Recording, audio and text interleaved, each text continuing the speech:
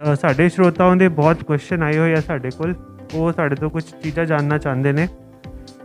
ਪਹਿਲਾ ਕੁਐਸਚਨ ਹੈ ਕਿ ਵੈਕਸੀਨ ਜੋ ਸਭ ਤੋਂ ਅੱਜ ਕੱਲ੍ਹ ਹੌਟ ਟੌਪਿਕ ਹੈ ਵੈਕਸੀਨੇਸ਼ਨ ਦੇ ਬਾਰੇ।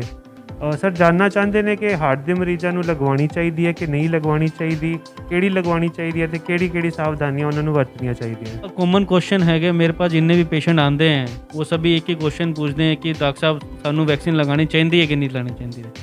तो मेरे लिए एक ही सुझाव है सभी मरीजों ਨੂੰ, ਹਾਰਟ ਵਾਲੇ ਮਰੀਜ਼ਾਂ ਨੂੰ ਕਿ ਵੈਕਸੀਨ ਤਾਂ ਸਭੀ ਮਰੀਜ਼ਾਂ ਨੂੰ ਲਗਵਾਉਣੀ ਹੀ ਹੈ। ਉਹਦੇ ਵਾਸਤੇ ਆਪਾਂ ਨੂੰ ਆ ਨਹੀਂ ਕਰਨਾ ਕਿ ਅਸੀਂ ਹਾਰਟ ਦੇ ਪੇਸ਼ੈਂਟ ਹੈ ਤਾਂ ਆਪਾਂ ਵੈਕਸੀਨ ਨਾ ਲਗਾਈਏ। वैक्सीन लगाना मरीजों वास्ते बहुत ज़्यादा ਜ਼ਰੂਰੀ है क्योंकि कोरोना महामारी 'ਚ वैक्सीन ही एक इलाज हैगा। वैक्सीन लगी होने ਦੇ ਨਾਲ जो हार्ट ਦੇ ਪੇਸ਼ੈਂਟ होते ਉਹਨੂੰ कोरोना ਦੀ ਸ਼ਿਕਾਇਤ ਬਹੁਤ ਕਮ ਪਾਈ ਗਈ ਹੈ।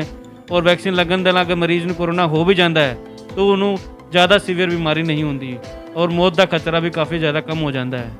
तो मेरे नाल जो भी पेशेंट है हार्ट ਦੇ जो हार्ट ਦੇ ਮਰੀਜ਼ ਹੈ उन सब ਨੂੰ कोरोना ਦੀ वैक्सीन लगानी चाहिए। दूजी गल कि कौन सी वैक्सीन लगानी हैगी है तो वैक्सीन ਦੇ ਨਾਲ तो जो भी वैक्सीन अवेलेबल है चाहे कोविशील्ड हो चाहे कोवैक्सीन हो या स्पुतनिक हो सभी वैक्सीन हार्ट वास्ते सेफ हैगी है। तो ਤੁਹਾਡੇ ਇਲਾਕੇ 'ਚ जो भी वैक्सीन लग रही है ਤੁਹਾਡਾ जो एनरोलमेंट ਹੋਇਆ ਹੋਇਆ ਉਹਦੇ ਹਿਸਾਬ ਨਾਲ जो भी वैक्सीन अवेलेबल लगाओ। तो दोनों डोज वैक्सीन ਦੀ ਲਗਾਉਣੀ ਤੁਹਾਡੇ ਲਈ ਜ਼ਰੂਰੀ ਹੈ। तो ਉਸੇ ਦੇ ਨਾਲ ਹੀ ਕੰਪਲੀਟ ਇਮਿਊਨਿਟੀ ਸਾਡੇ ਸਰੀਰ 'ਚ ਆਉਂਦੀ ਹੈ। ਤੀਸਰੀ ਕੀ ਪ੍ਰੀਕਾਸ਼ਨ ਰੱਖਣੀ ਚਾਹੀਦੀ ਹੈ ਹਾਰਟ ਦੇ ਪੇਸ਼ੈਂਟ ਨੂੰ ਜਦੋਂ ਵੈਕਸੀਨ ਲਗਾਉਣੀ ਹੈ तो 2-3 ਚੀਜ਼ਾਂ 'ਤੇ ਧਿਆਨ ਰੱਖਣਾ ਚਾਹੀਦਾ ਹੈ। पहली चीज़ तो जो भी हार्ट की मेडिसिन चलती पई है वो हार्ट की मेडिसिन बिल्कुल भी बंद नहीं करनी है। सभी मेडिसिन प्रॉपर तरीक़ों तो जिदा वो पहले ले रहे थे कि उदा ही लेनी है, उन्होंने बंद नहीं करना है। तीजी चीज़ कुछ मरीजों ने ये भी क्वेश्चन होंगे डॉक्टर साहब कि असी कोरोना की वैक्सीन लगा दी तो हार्ट के क्लोट तो नहीं बन जाऊगा। ऐसा जो हार्ट के क्लोट वाली कॉम्प्लीकेशन है बहुत कम मरीजों ने अंदर पाई गई है। तो उस कॉम्प्लीकेशन देख के असी अगर इंजैक्शन नहीं लगाते हैं तो ਉਹਦਾ ਸਾਈਡ ਇਫੈਕਟ ਯਾਨੀ ਕਰੋਨਾ ਹੋਣ ਦੇ ਚਾਂਸ ज़्यादा बढ़ जाते हैं जो कि ਸਾਡੇ लिए ज़्यादा नुकसानदायक है।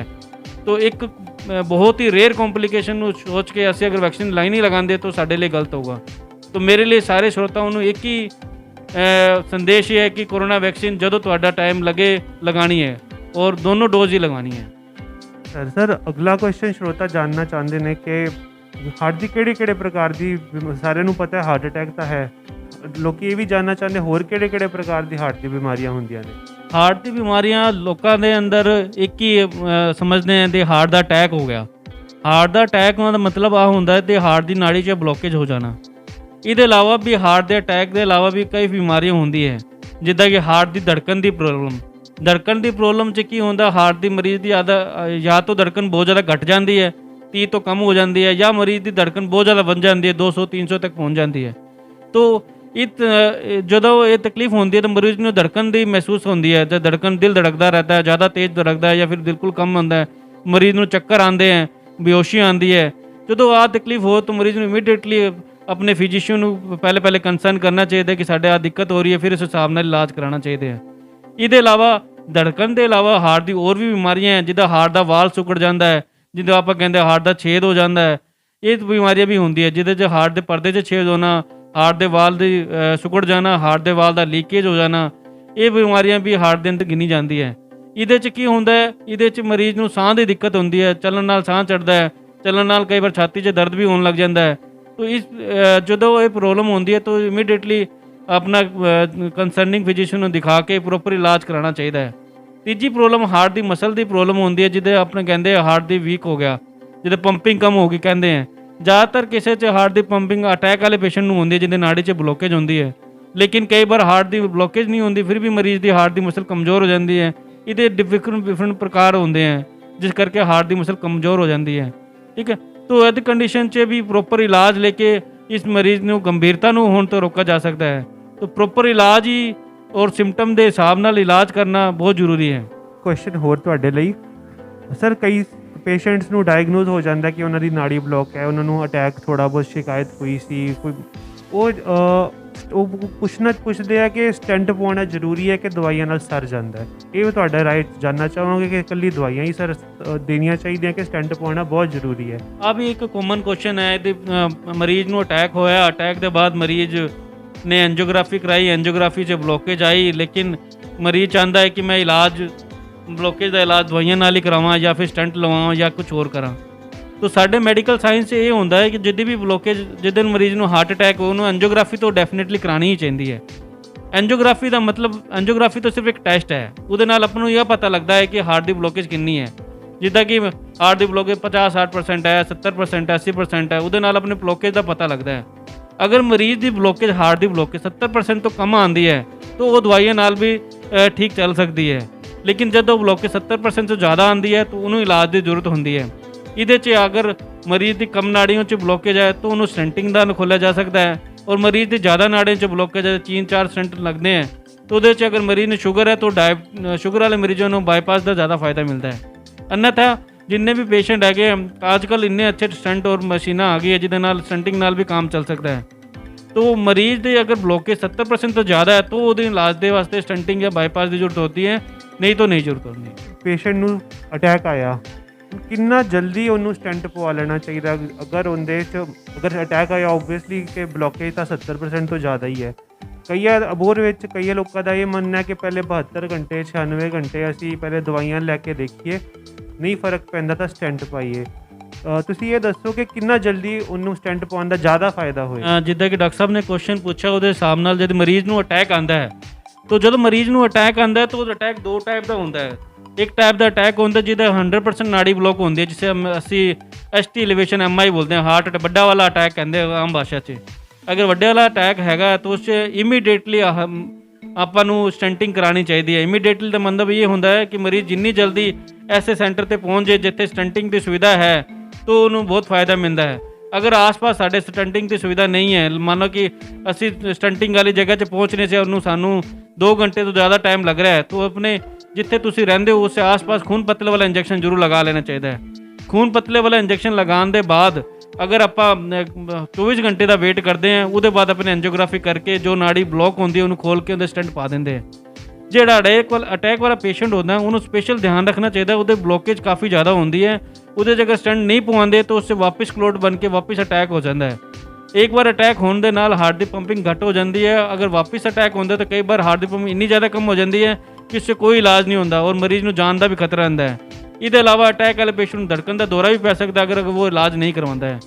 तो अटैक ਨੂੰ ਈਜ਼ੀਲੀ ਨਹੀਂ ਲੈਣਾ ਚਾਹੀਦਾ ਹੈ ਔਰ ਉਹਨੂੰ ਪ੍ਰੋਪਰ ਇਲਾਜ ਹੀ ਕਰਾਉਣਾ ਚਾਹੀਦਾ। ਬਹੁਤ ਹੋਰ ਮਹੱਤਵਪੂਰਨ ਸਵਾਲ ਹੈ ਕਿ ਖਾਣ ਪੀਣ, ਇੱਕ ਹਾਰਟ ਦੇ ਮਰੀਜ਼ ਨੂੰ ਖਾਣਾ ਪੀਣਾ ਕੀ ਚਾਹੀਦਾ ਹੈ? ਉਹਨੂੰ ਕੀ ਉਹਦਾ ਮੇਨ ਕੁਐਸਚਨ ਸਭ ਤੋਂ ਜ਼ਰੂਰੀ ਇਹ ਹੁੰਦਾ ਕਿ ਉਹ ਅਟੈਕ ਤੋਂ ਬਾਅਦ ਜਾਂ ਫਿਊਚਰ ਵਿੱਚ ਵੀ ਜਦੋਂ ਠੀਕ ਸਟੇਬਲ ਚੱਲ ਰਿਹਾ ਉਹਨੂੰ ਖਾਣ ਪੀਣ ਦਾ ਕੀ ਧਿਆਨ ਰੱਖਣਾ ਚਾਹੀਦਾ? ਤੇ ਅਲਕੋਹਲ ਨੂੰ ਲੈ ਕੇ ਵੀ ਕਈ ਸਵਾਲ ਪਾਏ ਜਾਂਦੇ ਆ ਕਿ ਕੁਛ ਮਾਤਰਾ 'ਚ ਅਲਕੋਹਲ ਲੈ ਸਕਦੇ ਆ ਕਿ ਨਹੀਂ ਲੈ ਸਕਦੇ। ਖਾਣ ਪੀਣ 'ਚ ਇਹ ਕਾਮਨ ਕੁਐਸਚਨ ਹੈਗਾ। ਇਹਦੇ 'ਚ ਮੈਂ ਦੱਸਣਾ ਚਾਹੂੰਗਾ ਕਿ ਮਰੀਜ਼ਾਂ ਨੂੰ ਜੋ ਵੀ ਹਾਰਟ ਦੇ ਪੇਸ਼ੈਂਟ ਹੈ ਉਹ ਵੀ ਔਰ ਜੋ ਨੋਰਮਲ ਜਨਤਾ ਹੈ ਉਹ ਵੀ 2-3 ਚੀਜ਼ਾਂ ਦਾ ਧਿਆਨ ਰੱਖ ਕੇ ਅਸੀਂ ਹਾਰਟ ਦੀ ਬਿਮਾਰੀ ਨੂੰ ਵਧਣ ਤੋਂ ਜਾਂ ਹਾਰਟ ਦੀ ਬਿਮਾਰੀ ਹੋਣ ਤੋਂ ਰੋਕਿਆ ਜਾ ਸਕਦਾ ਹੈ। ਪਹਿਲੀ ਚੀਜ਼ ਤੋਂ ਆਪਣੇ ਆਹਾਰ 'ਚ ਤੁਸੀਂ ਜੋ ਫਾਸਟ ਫੂਡ ਹੈਗਾ ਜਿਸ 'ਚ ਕੈਲੋਰੀ ਇਨਟੇਕ ਜ਼ਿਆਦਾ ਹੁੰਦਾ ਹੈ, ਜਿੱਦਾਂ ਕਿ ਪੀਜ਼ਾ, ਬਰਗਰ, ਇਹ ਚੀਜ਼ਾਂ ਅਵੋਇਡ ਕਰਨੀ ਚਾਹੀਦੀ ਹੈ। ਹਾਂ, ਆਪਣੇ 'ਚ ਜੋ ਡਾਈਟ ਹੈ ਉਹਦੇ 'ਚ ਸ਼ੂਗਰ ਵਾਲੇ ਕੰਟੈਂਟ ਵਾਲੀ ਚੀਜ਼ਾਂ ਜਿਹਦੇ ਸ਼ਰਕਰਾ ਜ਼ਿਆਦਾ ਹੁੰਦੀ ਹੈ, ਜਿੱਦਾਂ ਮਿਠਾਈਆਂ ਹੋ ਗਈ, ਇਹ ਚੀਜ਼ਾਂ ਵੀ ਅਵੋਇਡ ਕਰਨੀ ਚਾਹੀਦੀ ਹੈ। ਦੂਜੀ ਚੀਜ਼ ਕੀ ਹੈ ਕਿ ਆਪਾਂ ਨੂੰ ਆਹਾਰ 'ਚ ਪ੍ਰੋਟੀਨ ਇਨਟੇਕ ਵਧਾਉਣਾ ਚਾਹੀਦਾ ਹੈ। ਪ੍ਰੋਟੀਨ ਇਨਟੇਕ ਅਗਰ ਪੇਸ਼ੈਂਟ ਵੈਜੀਟੇਰੀਅਨ ਹੈ ਤਾਂ ਦਾਲਾਂ ਹੋ ਗਈ ਅਤੇ ਆਪਣੀ ਸੋਇਆਬੀਨ ਹੋ ਗਈ, ਉਹਦੇ ਨਾਲ ਪ੍ਰੋਟੀਨ ਵਧਾਇਆ ਜਾ ਸਕਦਾ ਹੈ। ਅਗਰ ਨੋਨ ਵੈਜ ਹੈ ਤਾਂ ਮਰੀਜ਼ ਨੋਨ ਵੈਜ ਵੀ ਖਾ ਸਕਦਾ ਹੈ। ਲੇਕਿਨ ਨੋਨ ਵੈਜ 'ਚ ਵੀ ਇਹ ਹੈ ਕਿ ਐਕਸੈਸਿਵ ਅਮਾਊਂਟ 'ਚ ਨਹੀਂ ਖਾਣਾ ਕਿਉਂਕਿ ਉਸੇ ਫੈਟ ਹੁੰਦੀ ਹੈ, ਉਹਦੇ ਨਾਲ ਉਸਨੂੰ ਖਾਣਾ ਚਾਹੀਦਾ ਹੈ। ਤੀਜੀ ਚੀਜ਼, ਮਰੀਜ਼ ਨੂੰ ਆਪਣੇ ਆਹਾਰ 'ਚ ਹਰੀ ਸਬਜ਼ੀਆਂ ਦਾ ਇਨਟੇਕ ਵਧਾਉਣਾ ਚਾਹੀਦਾ ਹੈ। ਹਰੀ ਸਬਜ਼ੀਆਂ 'ਚ ਫਾਈਬਰ ਹੁੰਦਾ ਹੈ ਜੋ ਉਹਨੂੰ ਕੋਲੈਸਟਰੋਲ ਨੂੰ ਵੀ ਠੀਕ ਰੱਖਦਾ ਹੈ ਔਰ ਆਂਤਾਂ ਨੂੰ ਵੀ ਸਵਸਥ ਰੱਖਦਾ ਹੈ। ਔਰ ਇਹਦੇ ਬਾਅਦ ਮਰੀਜ਼ ਨੂੰ ਆਪਣੇ ਡਾਈਟ 'ਚ ਜੋ ਡਰਾਈ ਫਰੂਟਸ ਹੁੰਦੇ ਹੈ ਉਹ ਵਧਾਉਣੇ ਚਾਹੀਦੇ ਹਨ। ਡਰਾਈ ਫਰੂਟ 'ਚ ਆਪਣੇ ਬਾਦਾਮ ਹੋ ਗਏ, ਅਖਰੋਟ ਹੋ ਗਏ, ਇੱਦਾਂ ਦੇ ਡਰਾਈ ਫਰੂਟ ਲੈਣੇ ਚਾਹੀਦੇ ਹੈ। ਫਲ ਫਰੂਟ ਦੀ ਮਾਤਰਾ ਵੀ ਆਹਾਰ 'ਚ ਜ਼ਿਆਦਾ ਰੱਖਣੀ ਚਾਹੀਦੀ ਹੈ ਔਰ ਨਮਕ ਦੀ ਮਾਤਰਾ ਕਮ ਰੱਖਣੀ ਚਾਹੀਦੀ ਹੈ। ਇਹ ਸਭ ਅਪਣਾ ਕੇ ਅਸੀਂ ਇੱਕ ਹੈਲਦੀ ਡਾਈਟ ਅਪਣਾ ਲੈਂਦੇ ਹਾਂ, ਉਹਦੇ ਨਾਲ ਹਾਰਟ ਦੀ ਔਰ अन्य ਬਿਮਾਰੀਆਂ ਤੋਂ ਆਪਾਂ ਬਚਾ ਜਾ ਸਕਦਾ ਹੈ ਅਤੇ ਸਹੀ ਰਹਿ ਜਾ ਸਕਦਾ ਹੈ। ਇੱਕ ਬਾਤ ਜੀ, ਅਲਕੋਹਲ ਦਾ ਇਨਟੇਕ। ਅਲਕੋਹਲ ਵਾਸਤੇ ਮੇਰਾ ਇੱਕ ਹੀ ਓਪੀਨੀਅਨ ਹਮੇਸ਼ਾ ਰਹਿੰਦਾ ਹੈ, ਅਗਰ ਮਰੀਜ਼ ਅਲਕੋਹਲ ਨਹੀਂ ਲੈਂਦਾ ਹੈ, ਅਗਰ ਉਹਨੂੰ ਛੋੜ ਸਕਦਾ ਹੈ ਤਾਂ ਉਹਨੂੰ ਅਵੋਇਡ ਹੀ ਕਰਨਾ ਚਾਹੀਦਾ ਹੈ। ਇਹਦੇ ਨਾਲ ਉਹ ਜ਼ਿਆਦਾ ਸਵਸਥ ਰਹਿੰਦਾ ਕਿਉਂਕਿ ਅਲਕੋਹਲ ਟੌਕਸਿਕ ਹੁੰਦਾ, ਸਰੀਰ ਦੇ ਹਾਰਟ ਦੇ ਇਲਾਵਾ ਹੋਰ ਅੰਗਾਂ ਨੂੰ ਵੀ ਪ੍ਰਭਾਵਿਤ ਕਰਦਾ ਹੈ। ਲਿਟਰੇਚਰ 'ਚ ਇਹ ਪਾਇਆ ਗਿਆ ਹੈ ਕਿ ਜੋ ਬੰਦੇ ਅਲਕੋਹਲ ਲੈਂਦੇ ਹੈ ਉਹਦੇ 'ਚ ਕੋਲੈਸਟਰੋਲ ਠੀਕ ਰਹਿੰਦਾ, ਲੇਕਿਨ ਆਹ ਗੱਲ ਤਬ ਲਾਗੂ ਹੁੰਦੀ ਹੈ ਜਦ ਮਰੀਜ਼ ਅਲਕੋਹਲ ਛੋੜ ਨਹੀਂ ਸਕਦਾ। ਅਗਰ ਮਰੀਜ਼ ਅਲਕੋਹਲ ਛੋੜ ਸਕਦਾ ਹੈ ਜਾਂ ਅਲਕੋਹਲ ਨਹੀਂ ਲੈਂਦਾ ਹੈ ਤਾਂ ਇਸਦਾ ਮਤਲਬ ਇਹ ਨਹੀਂ ਹੈ ਕਿ ਉਹਨੂੰ ਅਲਕੋਹਲ ਚਾਲੂ ਕਰ ਦੂਗਾ ਤਾਂ ਕੋਲੇਸਟ੍ਰੋਲ ਠੀਕ ਹੋ ਜਾਊਗਾ, ਉਹਦੇ ਨਾਲ ਕੋਲੇਸਟ੍ਰੋਲ 'ਚ ਵੀ ਅਸਰ ਪੜਦਾ ਹੈ। ਅਗਰ ਅਲਕੋਹਲ ਬੰਦਾ ਲੈਣਾ ਚਾਹੁੰਦਾ ਹੈ, ਉਹਨੂੰ ਛੋੜ ਨਹੀਂ ਸਕਦਾ, ਤਾਂ ਉਹਨੂੰ ਕਮ ਸੇ ਕਮ ਜੋ ਆਪਣੇ ਕਹਿੰਦੇ ਹੈ ਕਿ ਪੁਰਸ਼ਾਂ ਵਾਸਤੇ ਤਾਂ ਲਗਭਗ 2 ਪੈਗ ਲੈਣੇ ਚਾਹੀਦੇ ਹੈ, और अपने महिला वास्ते अगर महिला कोई अल्कोहल लेती है तो 1 पैक तो ज़्यादा अलाउड नहीं करती है। तो आप विशेष ध्यान रखना चाहिए। Thank you sir, thank you so much. ਤੁਹਾਡੇ ਜੋ ਸਵਾਲਾਂ ਦੇ ਜੋ ਤੁਹਾਡੇ ਜਵਾਬ ਸੁਣ ਕੇ ਬਹੁਤ ਵਧੀਆ ਲੱਗਿਆ ਤੇ ਹੋਪ ਕਰਦਾ ਕਿ ਜੋ ਦਰਸ਼ਕਾਂ ਨੇ ਉਹਨਾਂ ਨੇ ਵੀ ਇਸ ਦਾ ਪੂਰਾ ਫਾਇਦਾ ਉਠਾਇਆ ਹੋਏਗਾ, ਸਮਝਣਗੇ ਇਸ ਗੱਲ ਨੂੰ ਕਿ ਜਦੋਂ ਵੀ ਅਟੈਕ ਆਉਂਦਾ ਹੈ ਸਭ ਤੋਂ ਜਲਦੀ ਸਾਨੂੰ ਕਿਸੇ ਕਾਰਡੀਓਲੋਜਿਸਟ ਨੂੰ ਕੰਸਲਟ ਕਰਨਾ ਜ਼ਰੂਰੀ ਹੈ। ਦਵਾਈਆਂ ਵੀ ਚੱਲਣਗੀਆਂ ਤੇ ਨਾਲ ਇਹ ਵੀ ਜ਼ਰੂਰੀ ਹੈ ਕਿ ਕਾਰਡੀਓਲੋਜਿਸਟ ਦਾ ਵੀ ਕੰਸਲਟੇਸ਼ਨ ਹੋ ਜਾਏ ਜੋ ਕੁਆਲੀਫਾਈਡ ਹੈ ਇਸ ਚੀਜ਼ ਦੇ ਬਾਰੇ। ਸੈਕੰਡਲੀ ਖਾਣ ਪੀਣ ਦਾ ਸਰ ਨੇ ਦੱਸਿਆ, ਉਹਦਾ ਵੀ ਸਾਨੂੰ ਪੂਰਾ ਖਿਆਲ ਰੱਖਣਾ ਚਾਹੀਦਾ ਕਿ ਅੱਛਾ ਖਾਣ ਪਾਨ, ਇੱਕ ਪੌਸ਼ਟਿਕ ਆਹਾਰ ਬਹੁਤ ਜ਼ਰੂਰੀ ਹੈ। ਫਰਾਈਡ ਫੂਡ, ਕੰਡੈਂਸਡ ਫੂਡ, ਇਹ ਸਭ ਚੀਜ਼ਾਂ ਤੋਂ, ਡੇਅਰੀ ਪ੍ਰੋਡਕਟ ਤੋਂ ਸਾਨੂੰ ਅਵੋਇਡ ਕਰਨੇ ਚਾਹੀਦੇ ਨੇ। ਤੀਜੀ ਵੈਕਸੀਨ ਬਾਰੇ ਗੱਲ ਸਰ ਨੇ ਦੱਸੀ ਕਿ ਸਭ ਨੂੰ ਵੈਕਸੀਨੇਸ਼ਨ ਬਹੁਤ ਜ਼ਰੂਰੀ ਹੈ। ਅਗਰ ਅਸੀਂ ਮਹਾਂਮਾਰੀ ਤੋਂ ਅਸੀਂ ਨੂੰ ਹਟਾਉਣਾ ਹੈ ਆਪਣੀ ਲਾਈਫ ਤੋਂ ਤਾਂ वैक्सीनेशन नहीं हटाना है, और किसी ने नहीं हटाना, डरना नहीं है। हर एक ने वैक्सीनेशन ज़रूर लवानी है अपने टाइम आने। बस एस लास्ट क्वेश्चन तो मैं सर का थैंक यू करांगा कि सर ने अपना कीमती समय सानू दिता ते उद्यान एक्सप्रैस के दर्शकों नू अपने ओपीनियन नाल, अपने गल्लां नाल, अपने होर चानना पाया कि हार्ट की बीमारियां बारे। Thank you so much sir. एक चीज़ और मैं दसना चाहूँगा कि ਜਿਹੜੇ ਵੀ ਆਮ ਜਨਤਾ ਹੈ ਉਹਨੂੰ ਐਕਸਰਸਾਈਜ਼ ਤੇ ਆਪਣਾ ਯੋਗਾ ਇਹ ਵੀ ਕਰਨਾ ਹੈ ਨਾਲ, ਉਹਦੇ ਨਾਲ ਸਟ੍ਰੈਸ ਕਮ ਹੁੰਦੀ ਹੈ ਤੇ ਸਰੀਰ ਸਬਲ ਬਣਦਾ ਹੈ। तो ਇਹ ਚੀਜ਼ ਦਾ ਵੀ ਧਿਆਨ ਰੱਖਣਾ ਹੈ। ਧੰਨਵਾਦ। थैंक यू ऑडियंस ਸਾਨੂੰ ਸੁਣਨ ਵਾਸਤੇ।